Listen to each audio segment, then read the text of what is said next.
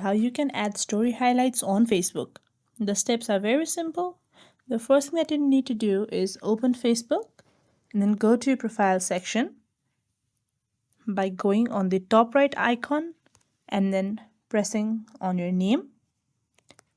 Over here, you can see multiple sections like add to story, edit profile, and those three tiny dots. You need to go to those three tiny dots there and then take a look at whatever is over here. Now, you need to go to the fourth option, which is archive.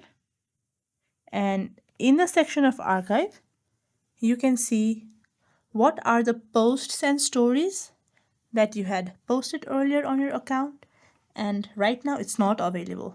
So since no posts has been archived here, let's go to the top left option, which is story archive. Here you can see all the stories you've posted till now.